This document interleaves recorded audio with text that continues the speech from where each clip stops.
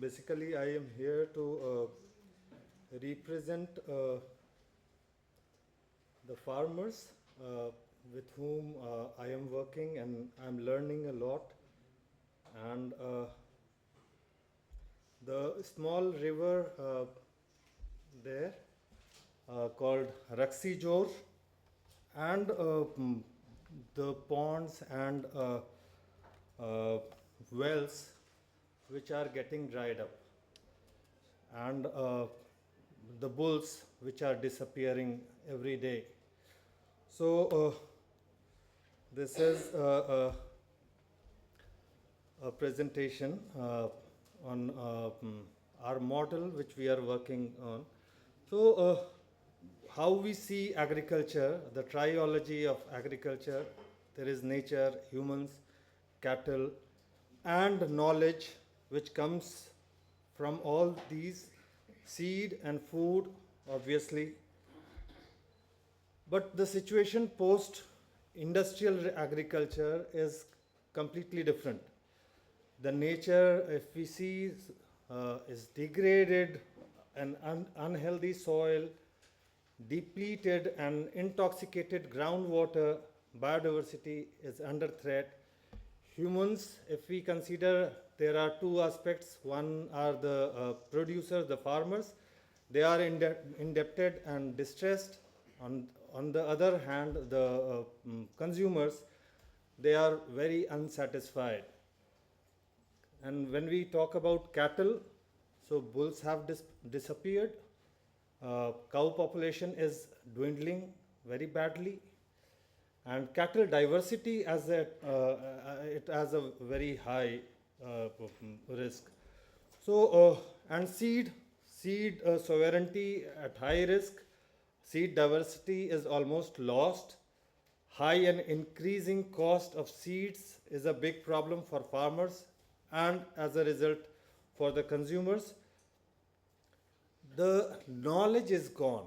So, the knowledge we acquired by practicing for thousands of years is somehow gone in this post-industrial agriculture scenario.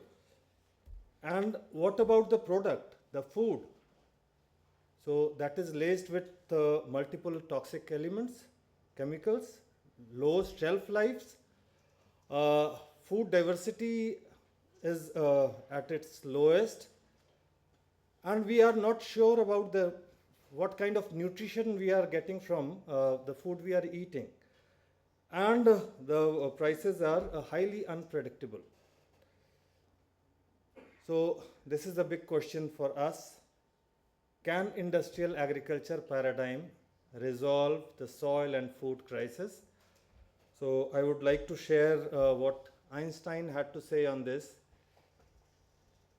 And we also think that we cannot resolve the issues of today's problems. So, and we believe that this kind of an atmosphere or a scenario could help, and we call it ecological agriculture. And who need the change? Ultimately, for government, they have to ensure the food security and food safety. So they have to work on some alternative model. And the farmers, because they are suffering the most, and the consumers who need safe and low cost food.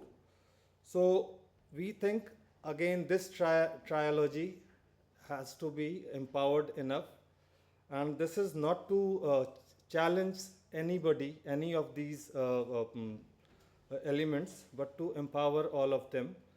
So we started with farmers, and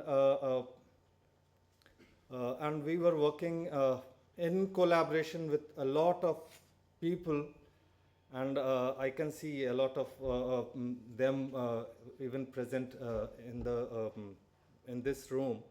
So we did consultations with farmers in 5 states, and we just wanted to know what farmers are feeling and how they feel about the soil health and their crisis. And we also wanted to know what kind of impact the government programs are having on the soil and on the farmer's life. And responses were very obvious. Uh, all of the farmers knew that soil has life. It is not that only a few people know this.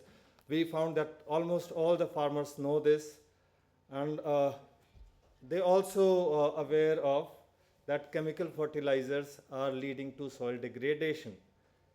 And chemical fertilizers are the reason for destruction of soil organisms. So we didn't tell these things to the farmers, and we simply did a survey, and these were the outcomes. And water holding capacity of the soil has declined. Uh, and another thing which was very empowering for us and very encouraging for us, that farmers felt that if living organisms are present in the soil is healthy. And organic fertilizers can maintain and improve soil health. So these were simply the responses from the farmers. And then we couldn't understand that after knowing all this, why they are not shifting to ecological and why they are still using the chemicals. So the major reason, 67% of the farmers said that they don't have any alternative.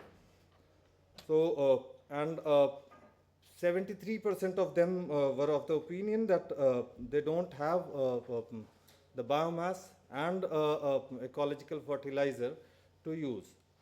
So then we started the second leg of Living Soils campaign, that is called Bihar Living Soils campaign in 2013. So we again approached and engaged with 6,000 farmers from 3 districts, and observations were almost the same, and almost all the farmers we approached expressed their willingness to move towards ecological agriculture. So what was the problem there? So they said that biomass availability is a big question, because cattle population is going down heavily. So and there are competing use of the same biomass which is there, and they also raised the issue of the lost knowledge. So they said we don't have the new knowledge system.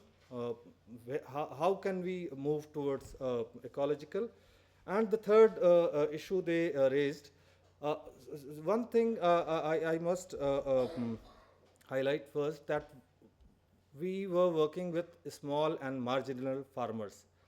So their financial capacities were very low. So this came as one of the key reasons.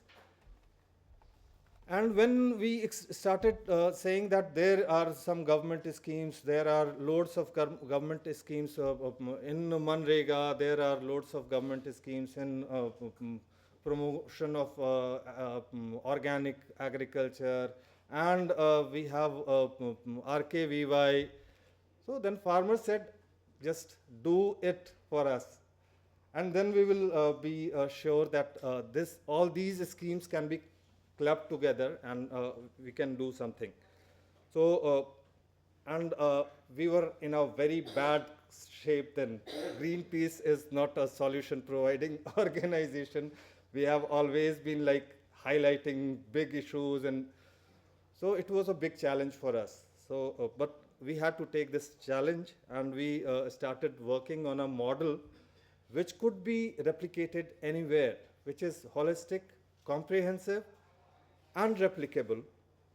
So we started working with farmers, with civil society groups, agriculture experts. We were in regular contacts with O.P. Rupela ji, And RRA network, we had people coming for our workshops, and government officers who were making state level policies, and civil society groups, of course. So, and the key elements of the model were so we had to focus on knowledge co-creation.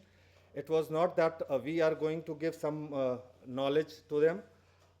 And another element is how to conserve all the biomass.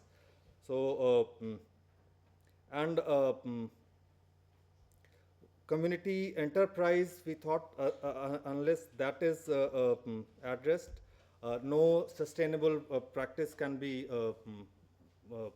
forwarded. So we did community building with the farmers. We basically facilitated the process, and again we did the process of knowledge co-creation and on farm holding. So just a few slides on the village. Kedia, it is in Jamui district of Bihar. It is a small village, 100 families, 97 farming families.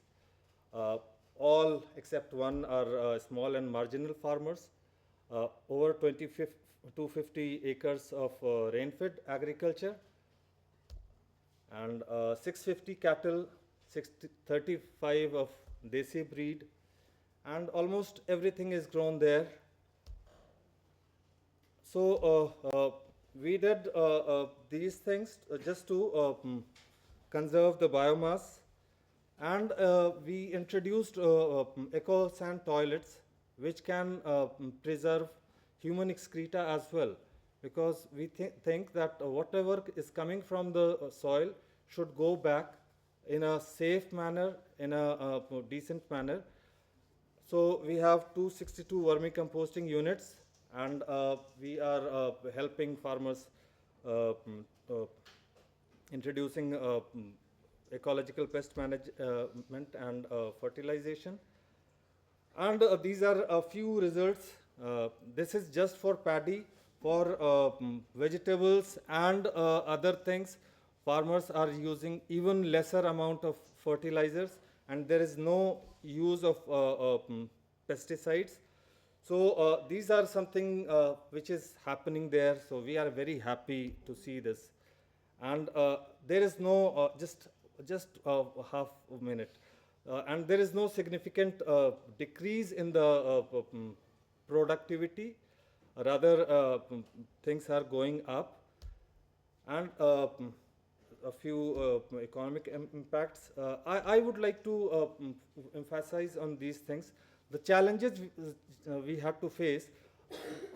So different schemes are lying under different government programs. Departments, and we were like getting mad to get all these schemes together. Farmers can't do it. So if there is a convergence, the recommendation after doing this experiment is that if there is a convergence of different departments which have schemes on soil conservation or ecological agriculture, so all these should be converged together. And the biogas plants are too costly, so farmers can't take it. Yeah, so even if there is 50% subsidy, the small and marginal farmers are unable to. We started with 11 in 2014, and still the number is the same because farmers are unable to take it. And and there are a few opportunities. So I will leave this slide so that you can read it. And thank you. Thanks a lot.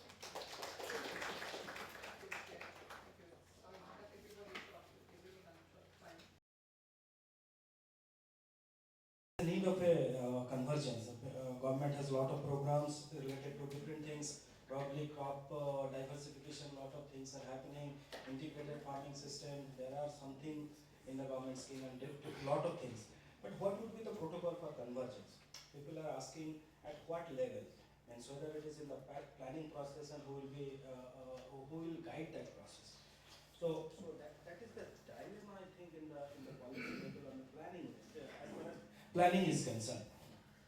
Then I have another set of questions that okay, there is a soil health card, and then you have questions that it is a so diverse things that one sample cannot actually show the real problem on the soil. But I had questions that whether the fertilizer subsidy has any link with the soil health card. That means I am trying to say that if an area is showing that this much quantity of NPK is required, whether I am going to purchase my urea and DAP and etc., whether there is any provision of limitation of this thing, I cannot purchase the overall recommendation. Whether that kind of stuff is also attached to the delivery of the fertilizer and its subsidy. And third, for Dr. Reddy, is that, see, when we start looking into one crop and then what is the recommendation? Other than, to opposite to that is that there is an area and what are the combination of crops are suitable for that particular region. Rather than rice is suitable for this area or not, to have a narration exactly opposite. This is the area, which are the multiple crops, so that we come out from the questions of monoculture towards moving to the diversity. These are the three things. One question, and that was level of convergence, at what level the schemes should be converged. So our experience has been that if it is at the block level, development block level, so it is most suitable.